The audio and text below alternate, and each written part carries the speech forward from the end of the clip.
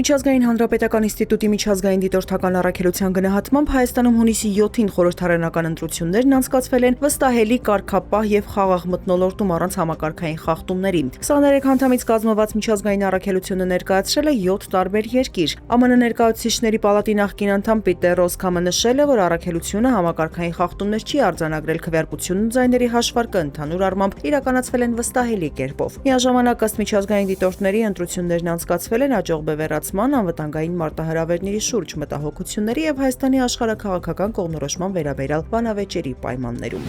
Հունիսի 7-ին անցկացված խորհրդարանական ընտրություններում անվավեր քվեաթերթիկների թիվը կազմել է 17097, ինչը ռեկորդային է նախորդ մի քանի ընտրությունների համեմատ։ Մասնավորապես 2021 թվականի խորհրդարանական ընտրություններում անվավեր քվեաթերթիկների թիվը եղել է 4593, 2018-ին 4706։ Ուժեղ Հայաստանը հայտարարում է, թե ընտրական գործընթացում դաշինքը գործել է աննախադեպ եւ զանգվածային ճնշումների ու հետապնդումների պայմաններում, նաեւ հավելում. Կենտրոնական ընտրական հանձնաժողովի հրապարակված թվերը չեն կարող արտացոլել իրական պատկերը։ Դաշինքից նաեւ պնդում են, թե քվեարկության օրը վարչական ռեսուրս է կիրառվել։ Ուժեղ Հայաստանը ներկայումս զբաղված է իրավիճակի վերլուծությամբ։ Բարգավաճ Հայաստան կուսակցությունը մի շարք ընտրատեղամասերում վերահաշվարկի գործընթաց է սկսել, հայտնել է կուսակցության ղեկավարի խոսնակ Իվետա Տոնոյանը։ Նրա տեղեկացմամբ մի քանի ընտրատեղամասերում կուսակցության ձայները նվազեցվել են, փաստերն աշխատանքային ռեժիմով ներկայացվել են ԿԸՀ, տվյալները փոփոխման փուլում են, հավելել է Տոնոյանը։ Էկոնոմիկայի նախարար Գևորգ Պապոյանը կարծում է, որ Հայաստանը Եվրասիական տնտեսական միության շուկան էլ ավելի շատ պետք է օգտագործի։ Խորհրդարանում բյուջեի կատարողականի քննարկմանը նա ընդգծել է. Հայաստանը ԵՏՄ-ի իրավ անդամ է եւ արդեն գործարկվել են բոլոր մեխանիզմները հայ արտադրողների իրավունքները միության շուկայում պաշտպանելու համար։ Պապոյանը նաեւ ասել է, թե Հայաստանը պետք է օգտվի ԵՏՄ-ին ձեռած բոլոր հնարավորություններից, այնպես ինչպես միության անդամ մյուս երկրները։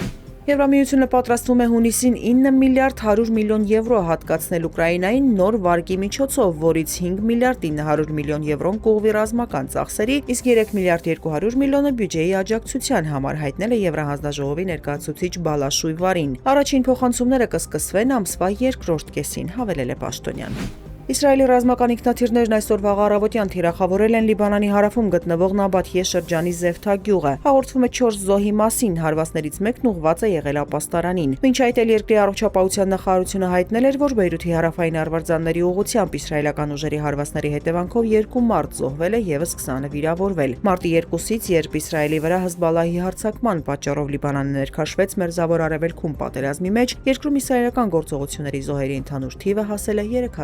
3613-ի։